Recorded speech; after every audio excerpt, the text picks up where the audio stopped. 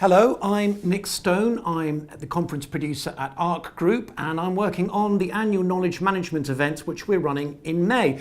Joining me this afternoon, I'm delighted to have Monica Danese-Perrin of Lloyds Bank and Paul Corney of Knowledge et al.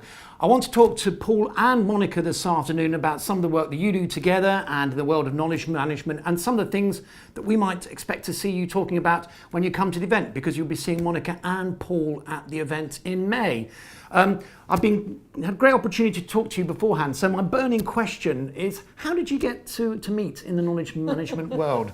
Either one of you can go first. Ladies first. I think I have a pleasure of meeting Paul as I was working on the circuit, obviously, and doing lots of knowledge management conferences, and I've been doing KM for about 20 years now. Mm-hmm.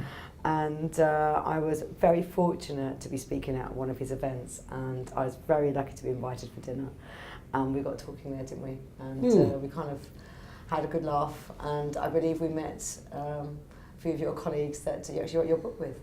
That's right. In fact, yeah, we'll talk about that book later, perhaps, Paul. We will. In fact, following on from that, in fact, it was quite ironic thing, because one of the things I always tried to do when I was chairing the event was to get people together in the evening, following on from something David Gertin always used to do. So it was the idea that I got all the speakers together one evening at a place called the Potting Shed in Paddington, which was brilliant, and we all got famously, and as Monica said, my too many bottles of wine between the 10 or 12 people who were there. But the great thing was that it reinforces one of the points about knowledge management, the fact that you need to be in a different place. Your new offices as an example. You need to be in a different place and a different mentality to have the sort of conversations that you have. And friendships and knowledge exchange happens. There we go. Now, the other thing is, I've worked with Paul before on previous events. Paul gets the audience to say what knowledge management they're sharing with one another. So Paul, I need to know from you, what experience have you got from Monica? And then the question back to you, Monica, what KM experience have you got from Paul? Slightly unfair. Don't be shy. Or the other way. Interesting. Monica's one of those people who's a survivor. And I've watched her in a number of guises, a number of organisations. I remember the first time at Capco, I think it was, wasn't it?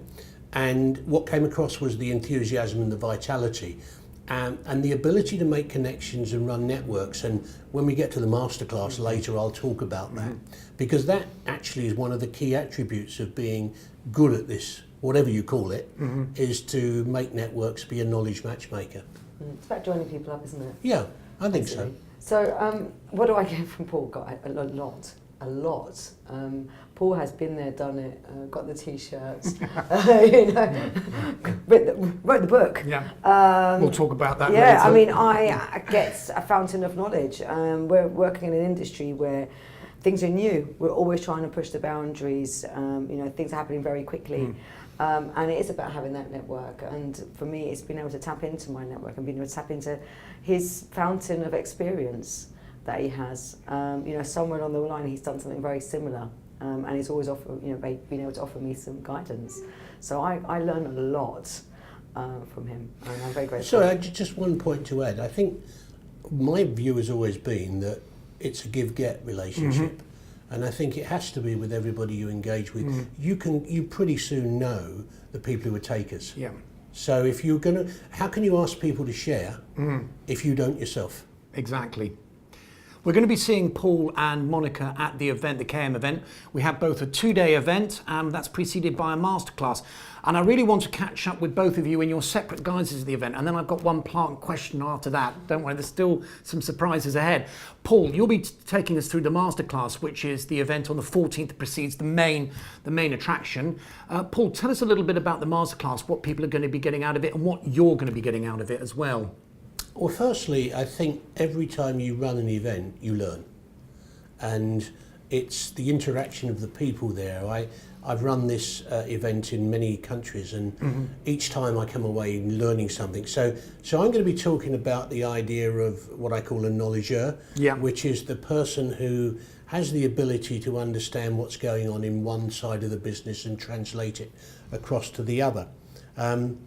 I came up with an idea of 8 8s, which are the soft skills, the critical 8s that you need any knowledge manager needs, and I'm not going to go through all of them because we don't have time, but suffice to say, at the end of it, what I hope people will be thinking about is their ability in the future to be much more of somebody who facilitates, collaborates, communicates, and generally gets other people to work together.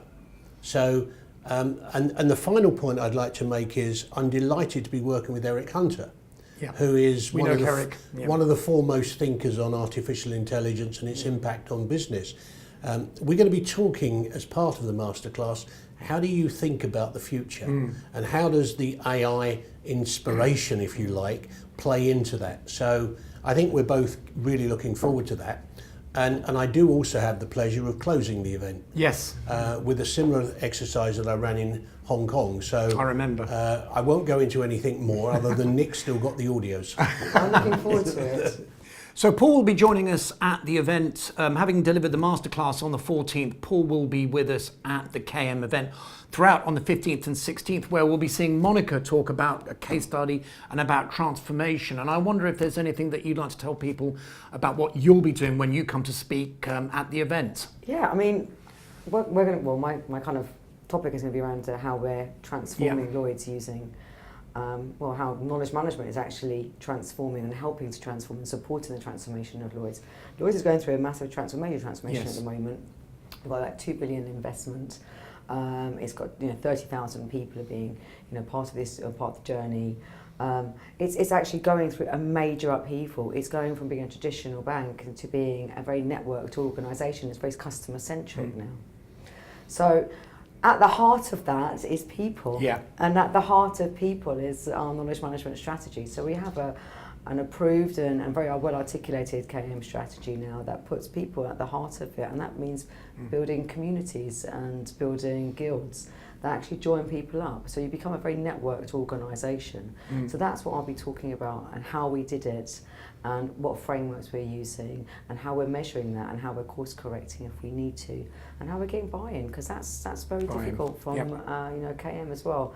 How we're actually getting those stakeholders to put their money where their mouth is.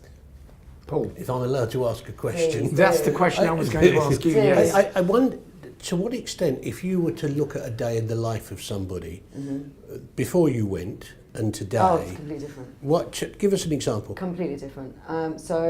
Before I joined Lloyds, the communities were under the radar. Right. These were things that people did and spoke to, and that people got into groups and talked to each other, and they helped each other. That was it. This wasn't recognised as actually being part of your job. Now we've actually brought them to the surface. We've given them tools, we've given them recognition, we've given them stakeholders. They've got an operating model. Our communities are around strategic, operational, and roles. So we're able to support people now openly. We now have senior leadership who are involved in these communities and these guilds, actually participating. So it's completely changed. We've introduced a new way of working. We've introduced more video content. We've introduced knowledge sharing activities, events. I'm very proud of what we've done at Lloyds, and I know that we're maturing at a very, very fast rate. So I think we're doing very well.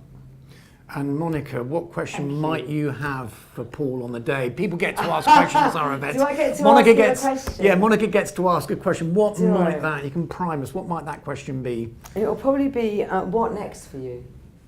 Do you want to say the answer for later, or do you want to give us a hint now? Or you could spend some time. I was we're doing so many things, and I feel we've got a busy event. I think. There's a lot of stuff I can't say, which is unfortunate, because I didn't expect to be in this position at this moment in my evolution. However, in the next 2 months, I certainly have the ARK Masterclass to run. Yeah. I'm also running a masterclass with a guy called Martin White on expertise discovery. Martin will be seeing at the event. Yeah, and that's almost following on from that event. We're talking about how do you, in organisations, recognise what expertise is and provision around it. Technology is promising a lot. Yeah. And the question is, can it deliver? Martin's an expert on search and has some pretty strong views. So that's one thing. another thing which is going to be quite interesting. Eric and I are then doing another masterclass. We're calling it Journey to Mars. Oh yes, we And saw we're him doing do that- something like that at the Yeah. Hong Kong event. Yeah. We're doing that in Lisbon at the end of the same week we're in London, and it feels a bit like the European tour. But he's coming over, and we're going to be talking about what are the behaviours you need for leaders in the moving forward in the AI world. Finally, I think I'm then off to Lake Maggiore in Italy to give a speech at a big event there, which will be fun, on how do you use knowledge for the whole idea of when you have mergers and acquisitions. What are you looking for? So that's just a snapshot without the assignments I'm currently working on. So life is fun. Paul, we've come to the end of this particular chat, the final chapter, and chapters leads me to books. Paul, I notice you've got a book in front of you there. I wonder if you can tell us a little bit more about that as we wrap things up. In a way, I should probably ask Monica because she was one of the first readers. One of the ladies at the event that we were talking about earlier, a lady called Patricia Eng, was head of the US Nuclear Regulatory Authority, and we sat down after it and we said, one of the things that she said to me when she started, she didn't have a companion, and the same as Monica was talking about earlier. So what we said was we wanted to write something that was like the thing that sat on your shoulder that you could turn to. I have it on my bedside table. Which is wonderful. Don't go there. but that was our intention, and people have said some nice things about it. We interviewed some of the sort of names who've been there and done it and got the T-shirt, to use a euphemism, and it's been a success from our perspective because we consistently hear that it's helped people, and that was our intention. I use it a lot. Good. Fantastic. Look, thanks ever so much indeed for your time this afternoon to Monica Danese-Perrin from Lloyds Bank and from Paul Corney from Knowledge et al. Be good to see you both at the event in May. You'll be seeing all of us there in May. Thanks very much. Thank you. Bye-bye.